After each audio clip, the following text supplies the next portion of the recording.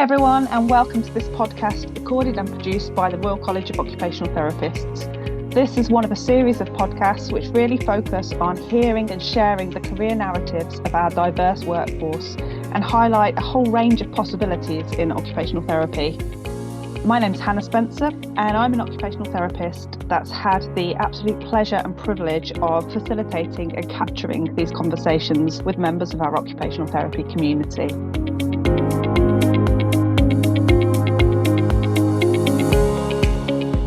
I'm here today with a member of our very much valued support workforce. Thanks, Hannah.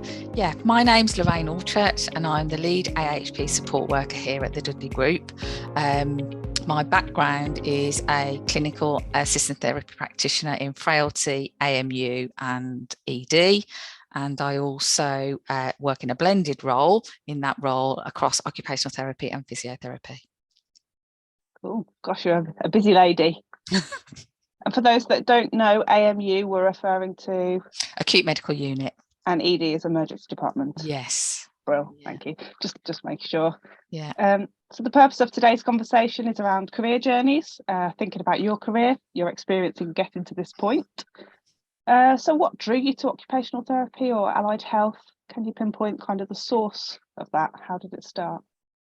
It wasn't planned. It started because I wanted to look for progression and I didn't want to go down the university route. So I was an auxiliary nurse in a day case unit, which I loved at the University Hospital Birmingham. But the only options for progression was to go down that registered route. And I'd got a young family and that really wasn't for me at that time. So I looked to see what progression options there were and found AHP roles, therapy assistants. So I applied to the Dudley Group and started here as a therapy assistant. And then as that role started, it started as a blended role. So it was across occupational therapy and physiotherapy, which was just brilliant for me because I learned two professions in one. Well, so you came from a nursing role into an AHP role. Yeah. Well. And what's contributed to the flow along your way? What skills, experiences, opportunities have contributed along the way? Working with some really good clinicians that wanted to share their knowledge. I think, working with people that want you to be the best you can be. The registered staff need us to be their eyes and ears when we're with their patients. So I learned from them a lot. And because I was always eager to learn, they invested in me as well. I think it's that two-way process, isn't it? If you want to learn from somebody else, then they're going to invest in you. So I had really good mentors, really good people that trusted me and I trusted them. Well, you've been doing it long? Yes, I've been at the Dudley Group for 17 years now, but in a leadership role for 2 years. So I'd got about 15 years clinical experience as a support worker before I went into leadership. But I was leading before that, but just didn't know I was leading. Can you tell us a bit more about that?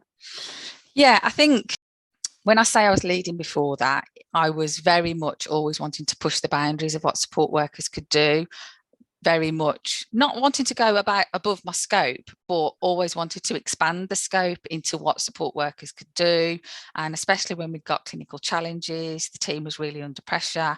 It was, what can I do to help? What am I able to do? And very much extended my scope because I'd got leaders that I went back to. So you extend your scope, you're doing something that you perhaps may not have done before, but you've got that support of your seniors. They might be at the end of the phone, they might be on the next board, but you know that you've got their support and guidance to be able to help you extend that scope. So that was how I kind of always was the leader in that way. What do you love about your role, both in the present day and over the course of your journey? What have been the joys? The autonomy with our patients, I think, is absolutely the highlight. Making a difference to somebody when they're at their absolute crisis point, perhaps when they're in ED and they've been struggling at home for such a long time, and we can come along and make a difference to that person. And it might be with such, to us, a simple thing that we're implementing into that person's journey, but to them it's going to be really making a huge difference and an impact, and can often be the difference between them staying in hospital or going home. So I think that for me is the most rewarding thing, making sure that somebody can go home safe, with the support that they need, and they don't need a hospital admission, is one of the most rewarding things that I've found in my career. And actually doing that as a support worker as well, working in that environment, it's really challenging, but having the skills, the confidence, and the mentors to be able to get us to be working at that level is very, very rewarding. Fast paced, I imagine, as well. Yeah, you do have to be really fast paced. You have to think on your feet. Problem solving skills are key. But that's what our patients want from us, isn't it? They need their problems solved. And that's what we're really good at, because we've got all the tools to be able to do that for them. And we've not got the emotional attachment that they're in that crisis point. So we're that calm person that can see the wood for the trees for them. So I think definitely the highlights are, supporting people and our patients when they need us most, but also supporting our colleagues as well.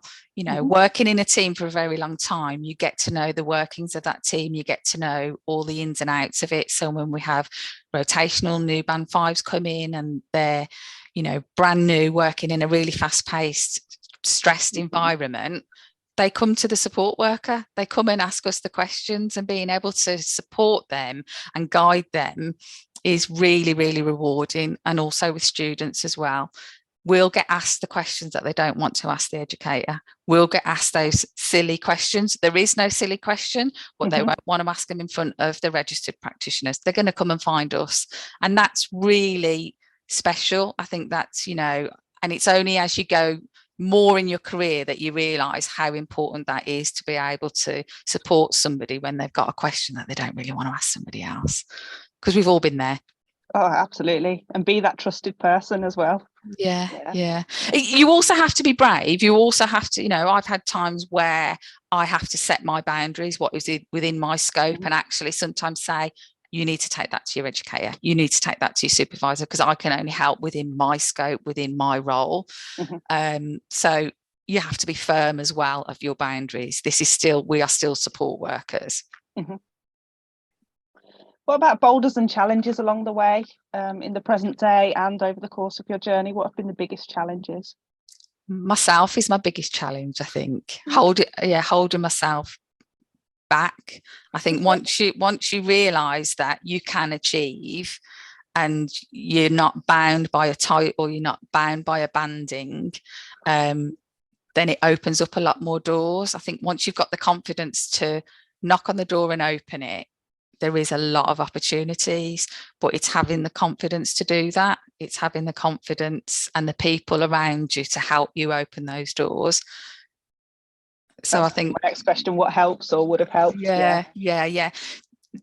Definitely nobody came and handed things to me on a plate. It was me going out and finding things and saying, I'd really like to do this. I'd really like the opportunity to go to this perhaps study event, or go to this network to see what I can find out what is available for support workers. So it's me that has to do the hard work, but I've got to also convince my either supervisors or managers that it's relevant to my role, it's relevant to my practice, and it's relevant to the team and the work that I'm doing. That's really important. I think having the confidence to do those things, not everybody does. It's really difficult as a support worker to find those opportunities if you don't know where to look. And I think as registered staff, they also don't know where to signpost you. And if you don't know what you're looking for, where do you start? So for me, I knew I didn't want to go down the registered route, but I still wanted development. I still wanted opportunities. And I didn't think that having a registration or not having a registration should stop me from doing that. So I looked outside of our organisation, and I'm an associate member of the Chartered Society of Physiotherapy. And that was where I looked for opportunities and got myself onto various committees and study events for associates, which connected me with like-minded people. What I've heard frequently, kind of having these conversations, people want to see possibilities because almost don't know what's possible without seeing it. Yeah, definitely. So the first meeting I went to with the Chartered Society of Physiotherapy was to talk about what the associate membership can look like. What do associate members want? And in that room, there was two associate members one was a band 5 non-registered and one was a band 6 non-registered working clinically. I didn't know how I was going to get there. I didn't know how I was going to convince anybody that this is possible, but that is, hearing that drives you to be able to take opportunities along the way. Brilliant. Being the role models around you then. Definitely. How has your environment around you enabled or restricted your career journey? I think in the early days, restriction was because you didn't know what was available. So you just felt that you were either going to be a support worker or you were going to be a registered practitioner. And I think a lot of support workers feel like that. That's their only option. But actually, from talking to support workers, they love being a support worker. They love the autonomy within their role. And actually, they want to grow and develop and be the best they can be within that role. So once you realise that there's opportunities as a support worker, that we can contribute to the profession just as much as registered practitioners, and our voice does matter, then that does open up a lot more opportunities, because we can contribute just as much as the registered practitioners to our profession. What about your experiences of supervision? I've had very, very positive experiences of supervision, and I reflect on many years of supervision still now, because that was where I was taught reflection. I think in the early days, I often looked at our registered colleagues and thought, I haven't got the kind of theory, I haven't got the degree, I haven't got all that knowledge that they've got, but I've got a lot of practical skills. So within my supervision, I was able to develop new skills and develop that reflective practice, which I feel has definitely benefited my clinical and non-clinical development. Mm-hmm. But what I would say is that I brought a lot to my supervision as well. So I didn't go empty-handed. It was a two-way process, and I didn't go expecting somebody to bring things to me. It was, I brought either situations, reflections. I brought things that I wanted to discuss, how things were going well, how things were not going well, and how could I be better at solving those problems myself. And it was a safe space to do it. Do you feel that you've been able to bring your best self to your role? Definitely in my clinical work, I'd absolutely no kind of barriers there, because you're there for the patient. So you absolutely do your utmost to do everything you can in your power to support that patient's journey and recovery. Truthfully, I think in leadership, it's taken me a little bit of time to be a bit more confident, to come out and put my head above the parapet and be a bit more vocal and honest about it. Even though deep down I knew that it was a goal and it was where I was working towards, having the confidence to say it out loud is a bit different, isn't it? So it would perhaps be a little bit more private in my early career and early journey. My supervisors knew, and it might have been in my appraisal, but I wouldn't have discussed it further than that, because it's having the confidence. You don't want to fail. You don't know how you're going to get there, so you're not going to tell anybody because I might not get there. But now it's different, because you've got that confidence and you've got that network around you that the doors are open, so you're a little bit more vulnerable, but that's fine. And it's actually, when you look at other leaders, vulnerability is one of the best things in a leader. I think the great leaders that we have either in our professions or out of our professions are the ones that are honest with us, and they don't always have the answers, and that's okay. We don't have to be perfect. We just have to try to do the best we can. Can you tell us a bit more about your leadership role? I started leading and didn't know I was leading, because I wanted to make a difference to the profession. I wanted to make a difference to development opportunities. And so it was a very unplanned career move for me. But once I realised that could make a difference to the profession, and my voice did matter. And actually, I was welcomed into many different arenas to share my voice.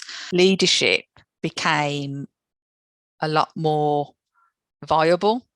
So it actually made me think then that I can make a difference for others. So it's not just developing myself. This is actually now developing a workforce. So I can create opportunities for people that, just like me, didn't know where to start, didn't know where to look, and be that role model and say to them, I'm just the same as you. I'm that support worker that didn't know where to go, didn't know what to look.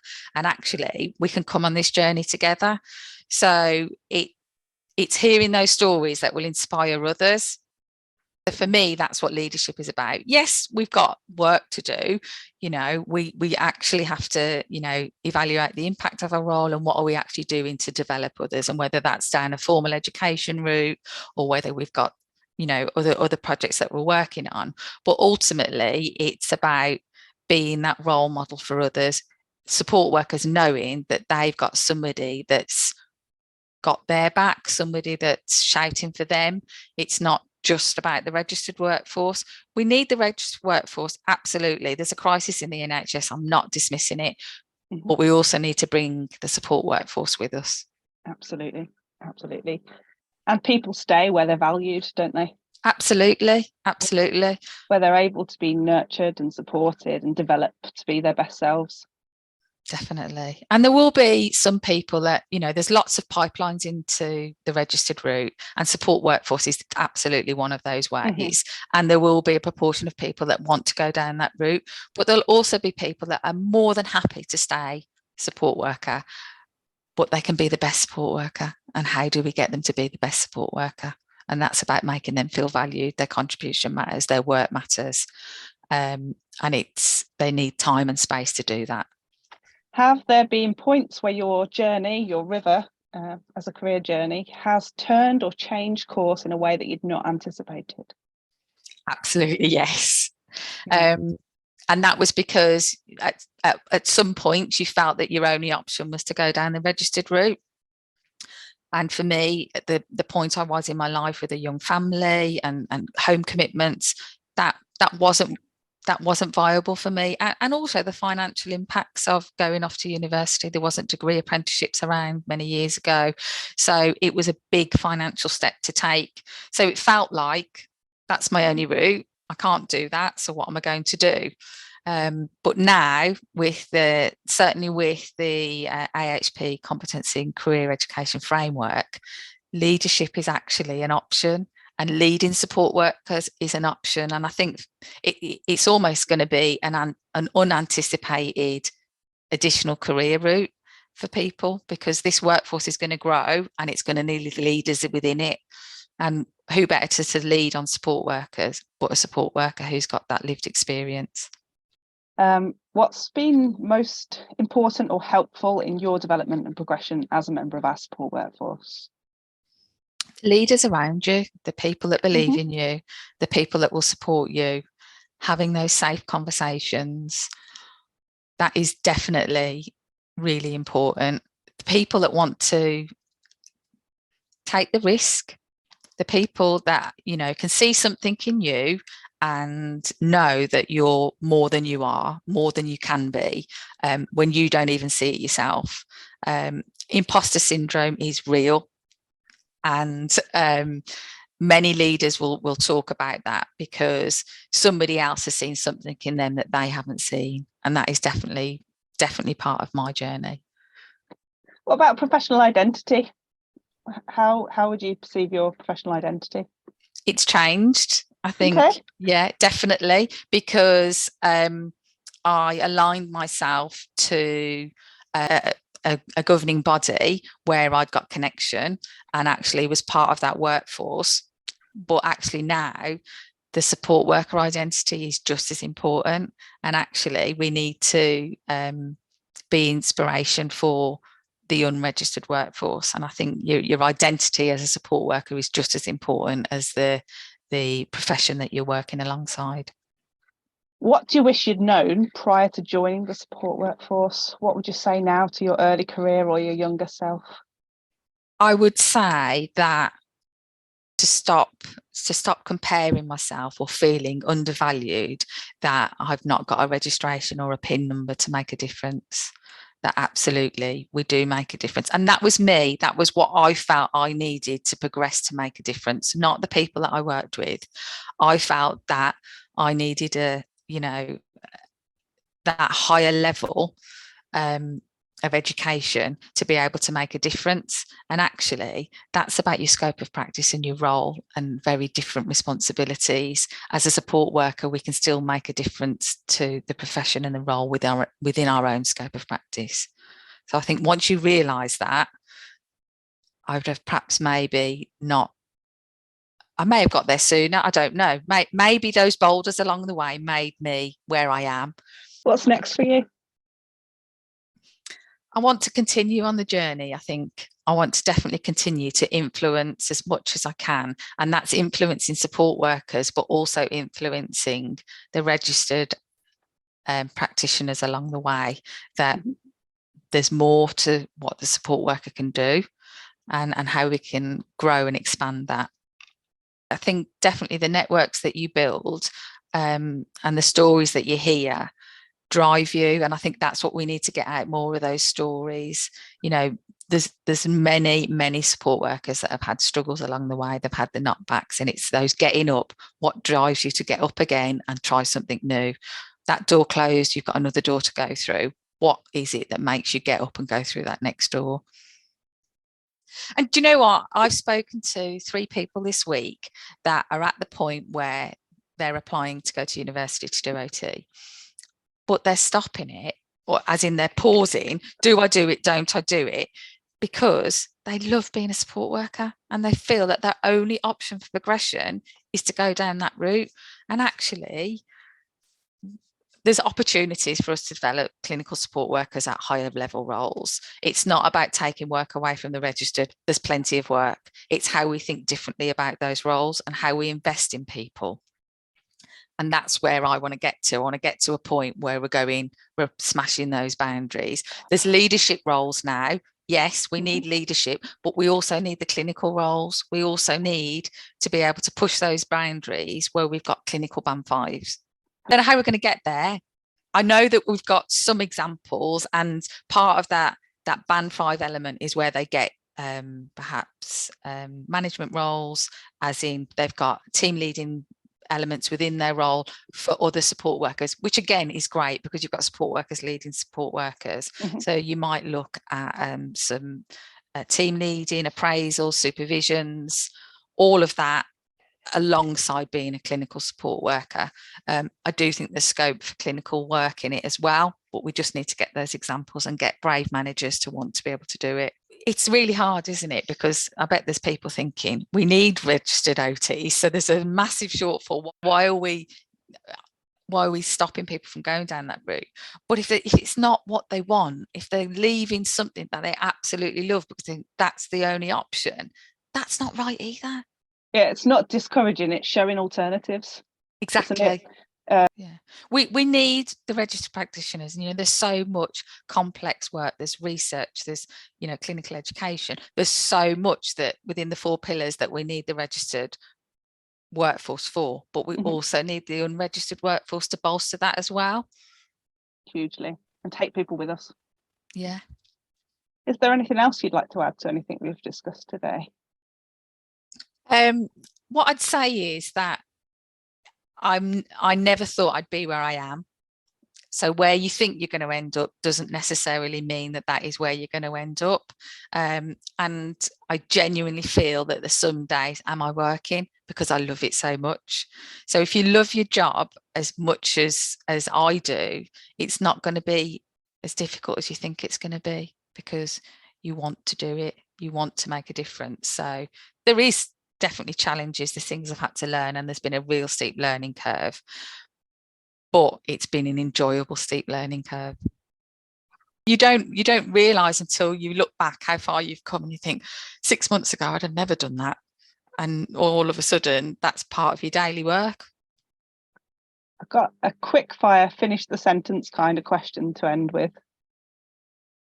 Being part of the occupational therapy support workforce is? such a rewarding career. Having the autonomy to work with patients is so rewarding.